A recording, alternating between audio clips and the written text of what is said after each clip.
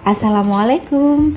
Halo sahabat hebat di kota manapun kalian berdomisili saat ini dan di jam berapapun kamu mengakses video ini. Welcome back di ruang relax ini, di ruang kosong ini. Saat ini saya mau kamu dengerin atau kamu nontonin video ini sambil tersenyum. Jangan lupa untuk tersenyum. Yuk sejenak kita bersantai, relax, dan kosongin cangkir-cangkir kita untuk kita dapat menerima sedikit asupan-asupan positif yang dapat menjadikan kita satu langkah lagi menjadi manusia yang berjiwa positif. Jadikan setiap tempat adalah sekolah bagi kita, dan jadikan setiap orang yang singgah dalam hidup kita itu adalah guru yang akan mengajarkan kita hal-hal positif. Nah, setiap tarikan nafas kita adalah pelajaran, dan setiap waktu adalah proses pendewasaan. Kita sama-sama belajar dan terus bertumbuh bersama menjadi manusia yang berkesadaran. Ya teman-teman, pernah gak sih kalian ini ketemu orang yang setiap kali ketemu selalu bikin energi kita itu terkuras? Atau orang yang kerjanya cuman nyebarin drama, ya, manipulasi dengan ceritanya dia, atau bikin kita ini ngerasa gak cukup baik, ya. Oke, kalau begitu, welcome. Selamat datang di dunia nyata, in the real world. Hari ini kita bakal bahas cara cerdas memperlakukan orang-orang yang toksik tanpa harus kehilangan jati diri kita, ya. So, jangan kemana-mana, stay tune sampai akhir video, karena ada sedikit pesan-pesan positif yang bisa bikin hidup kita sedikit lebih damai dan bahagia tentunya, ya teman-teman. Yuk kita mulai aja deh. Jangan terseret drama orang toksik itu. Jangan pernah kalian terseret dengan drama-drama mereka. Misalkan nih, kita punya sahabat, ya, kita punya sahabat teman kerja atau siapapun itu, atau saudara mungkin, ya, yang kerjanya itu nyebarin aja gosip, ya, gosip apapun aja itu, dan kerjanya itu juga mengeluh, apapun dikeluhkan, ya, dari hal-hal kecil sampai hal besar, mengeluh aja, atau cari perhatian sama kita dengan cerita-cerita dia yang didramatisir. Jeng gitu. Jangan terpancing kalau kita menghadapi orang seperti itu. Cukup kita dengarkan secukupnya, dan jangan ikut memperkeruh suasana.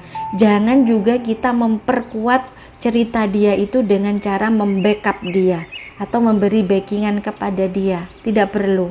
Balas saja dengan senaturalnya aja, dengan biasa, dengan netral. Misalkan kita menanggapinya dengan, oh begitu ya, oh ya udah, semoga semuanya segera membaik ya, gitu. Jangan justru kita, oh iya sih, oh, kamu ini terlalu sabar, kamu terlalu baik, atau justru kamu membackup dia. No, jangan buat seperti itu. Jangan beri mereka itu panggung untuk membuat energi kita habis, ya. Jangan kasih dia panggung deh, pokoknya orang yang seperti itu. Kamu tetap tenang aja, calm down, dan fokus saja pada hal-hal yang lebih penting. Menghadapi orang seperti itu, jangan justru di backup, ya. Kamu mesti punya batasan. Tetapkan batasan yang jelas, ya. Jika misalkan ada anggota keluarga yang sukanya itu dibilangnya itu bahasa kekiniannya nyinyir, ya, atau suka mengkritik dan menghakimi setiap tindakan kita atau setiap keputusan kita, ya, daripada berdebat atau berantem sama dia, ya cukup katakan aja dengan tegas, tapi sopan, ya, tetap dengan cara yang halus dan sopan, karena akan menunjukkan, nah itulah jati diri kamu, ya. Kamu bilang aja sama dia, aku menghargai ya pendapat kamu itu ya, tapi aku lebih nyaman sih dengan pilihanku sendiri, maaf ya, gitu. Jangan ngapain mau berdebat sama dia, kasih jawaban. Dan itu menunjukkan bahwa kamu itu punya batasan yang jelas. Batasan itu penting, teman-teman. Jangan biarin deh orang lain mengendalikan hidup kita hanya karena kita ingin menyenangkan hati dia, menyenangkan mereka. No, jangan buat seperti itu. Kita mesti punya batasan yang tegas. Jangan semata-mata karena kita ingin menyenangkan mereka atau karena kita tidak enakan sama dia, ya. Kita tunjukkan kalau kita punya batasan, ya. Jangan berusaha mengubah mereka atau mau mengubah dia biar menjadi lebih baik. No, itu tidak akan berhasil. Sesaat kita mau merubah seseorang, nanti hasilnya kita akan kecewa. Kita akan kecewa dengan pengharapan kita sendiri, kita kecewa dengan ekspektasi kita untuk kita mau dia menjadi seperti yang kita mau. Itu akan mengecewakan. Jadi jawabnya tidak bisa kalau kita mau merubah siapapun itu. Kadang kita berpikir bisa menyadarkan orang-orang yang toksik itu dengan cara menasehatinya atau dengan argumen yang strong, ya, yang kuat, kita fight dia gitu. Nah, tapi faktanya kenyataannya dia tidak akan merasa perlu berubah. Alih-alih membuang energi seperti itu, ya lebih baik kita fokus saja memperbaiki diri kita. Karena orang yang toksik itu keras hatinya, keras kepalanya, keras ideologinya, semuanya, karena dia merasa prinsip dia itu sudah yang paling betul, ya. Mengubah diri sendiri itu lebih mudah daripada berharap orang-orang yang toksik tersebut dapat berubah seperti apa yang kita inginkan, ya. Jangan buang waktu, tidak perlu untuk sesuatu yang di luar kendali kita. Semua itu di luar kendali kita. Mereka punya sifat seperti itu, mereka hanya dapat berubah jika mereka sudah sadar, jika mereka sudah punya kesadarannya, baru dapat berubah dengan dorongan diri dia sendiri, tanpa seorang pun yang dapat merubahnya. Jadi, jangan buang-buang energi, jaga energi dan kesehatan mental kita, itu sangat penting, lebih baik daripada berargumen atau fight menghadapi orang yang toksik seperti itu. Kita akan justru capek, buang-buang tenaga, ya. Misalkan nih kita punya sahabat atau saudara yang selalu aja meremehkan kita, ngeremehin aja kerjanya, ya. Jangan terus bertahan hanya karena kita takut kehilangan mereka. Kamu punya sahabat yang nggak menghargai kamu, ya, ngeremehin aja. Nggak perlu kamu takut untuk tetap bertahan atau kehilangan mereka, nggak perlu takut. Jangan bertahan dengan orang yang seperti itu. Lebih baik jaga jarak dan prioritaskan kesehatan hati, mental, dan pikiran kamu dulu. Itu yang terpenting, kesehatan, kewarasanmu sendiri, ya. Jangan takut untuk cut off, go away dari orang-orang toksik seperti ini. Jangan takut untuk memutus ranting yang tidak sehat, karena seluruh pohon akan tumbang akhirnya nanti, ibaratnya seperti itu, ya teman-teman. Jadi jangan takut untuk jaga jarak dengan orang yang toksik seperti ini. Lingkungan yang sehat itu lebih penting daripada kita mempertahankan hubungan yang merusak diri sendiri. Jadi jangan takut untuk get away atau say bye-bye dengan orang-orang yang toksik seperti itu. Fokus pada lingkaran positif, ya. Daripada sibuk memikirkan orang yang toksik, lebih baik kita menghabiskan waktu dengan orang-orang yang mendukung dan menghargai kita, ya. Banyak kok temen di luar sana yang lebih positif, yang jiwanya lebih dewasa, ya. Cari teman-teman yang dapat memberikan kita energi positif, bukan yang terus menyedot kebahagiaan kita, ya. Kita nggak perlu teman seperti itu, bikin capek, ya. Kita punya kendali atas siapa yang boleh ada dalam hidup kita, ya. Pilihlah orang-orang yang membuat kita itu berkembang. Kita dapat memilih. This is our choice. Kita dapat memilih beberapa teman yang positif, sedangkan teman yang membawa kita ke negatifan, dia mengeluh, dia banyak mengkritik yang ke negatif. Nah, itu tinggalin yang seperti itu, karena lama-kelamaan pasti akan kamu ikut energi dia yang negatif tersebut, ya.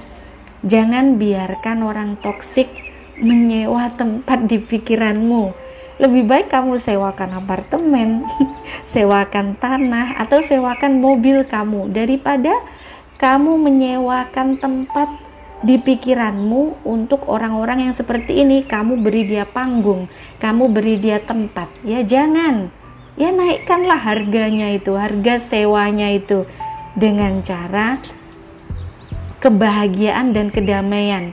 Naikkan sewanya dengan kebahagiaan dan kedamaian. Jika dia mampu membayarnya seperti itu, mampu membuat seperti itu, nah oke, welcome.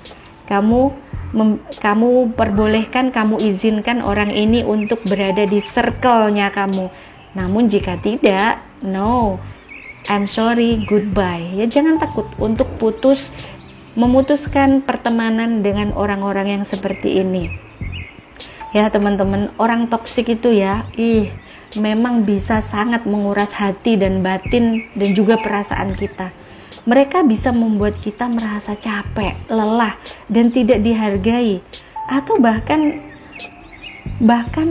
mempertanyakan diri kita sendiri. Tapi justru disinilah letak tantangannya sih, ya. Tantangannya kita berteman dengan orang toksik itu seperti ini. Kita harus lebih kuat dari pengaruh negatifnya mereka. Kita mesti beberapa langkah lebih kuat dari pengaruh-pengaruh negatifnya mereka.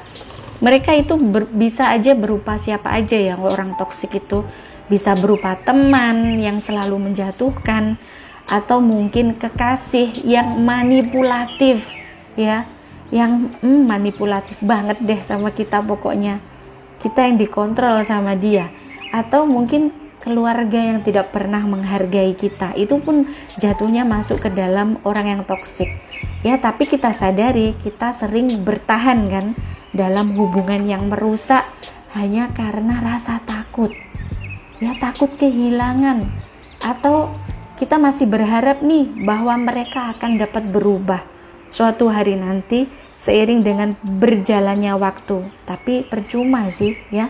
Kenyataannya orang yang toksik itu jarang loh dapat berubah, kecuali yaitu tadi yang saya sebutkan, kecuali mereka menyadari kesalahan mereka sendiri. Baru itu dari dalam diri mereka sendiri dapat berubah sedikit demi sedikit, ya. Sementara itu kita punya pilihan, ya kan? Kita terus mau tersiksa atau kita belajar untuk melindungi diri kita sendiri, ya, kewarasan kita sendiri, ya. Kenalinlah tanda-tandanya orang yang seperti itu. Jangan abaikan perasaanmu. Pasti diri kita ini punya namanya insting, ya. Jika seseorang itu selalu membuat kita merasa buruk, ya mungkin saatnya kita untuk berpikir ulang bahwa dia mungkin orang yang toksik, ya. Jangan terlalu dalam secara emosional. Jangan biarin kata-kata atau sikap mereka itu mengontrol hati dan perasaan kita, ya. Jangan biarkan orang yang berbicara negatif atau apa, jangan biarkan mencuri kebahagiaan kamu. Mood kamu hilang, kerja kamu jadi malas, atau kamu justru tidak produktif. Jangan biarkan orang seperti itu mengontrol hati dan pikiran kamu dengan cuman kata-kata mereka, ya. Tetapkan batasan yang seperti saya bilang tadi. Berani berkata no, ya, adalah bentuk self respect, ya, adalah bentuk penghormatan terhadap diri kita sendiri. Kita respect sama diri kita sendiri. Jadi jangan takut untuk bilang no. Tetapkan untuk bilang tidak, ya. Kurangin atau hindari interaksi. Jika memungkinkan, ya beri aja jarak antara kita dengan mereka. Jika kamu punya teman yang toksik seperti ini. Jangan takut untuk berjarak atau bahkan untuk cut off, memotong pertemanan dengan orang yang seperti ini ya. Bangunlah support system yang sehat ya. Pastikan kelilingi diri kita itu dengan hanya orang-orang yang benar-benar peduli dan mendukung kita, orang yang positif aja. Jangan biarkan orang yang hatinya penuh racun merasuk atau merusak kedamaian jiwa kita. Kamu lebih berharga dari itu ya. Penting untuk diingat, kita tidak bisa mengontrol bagaimana orang lain bersikap, tapi kita bisa mengontrol bagaimana kita meresponnya ya. Fokus saja pada kebahagiaan dan kesehatan mental kita sendiri ya teman-teman. Orang yang toksik itu memang sangat menguras hati dan pikiran kita. Nah itu tadi ya teman-teman, beberapa cara cerdas menghadapi orang toksik tanpa harus kehilangan energi dan kebahagiaan kita. Ingat, kita nggak bisa ngontrol orang lain, tapi kita bisa mengontrol cara kita merespon mereka ya. Kalau kalian pernah menghadapi orang-orang seperti ini, drop ya komen kalian in the description box di kolom komentar ya. Jangan lupa like, share, and subscribe jika kamu belum, biar saya lebih semangat lagi untuk buat konten-konten inspiratif lainnya ya. So don't forget, stay positive, stay strong, and sekian dulu dari saya. Sampai jumpa lagi kapan-kapan. Wassalam.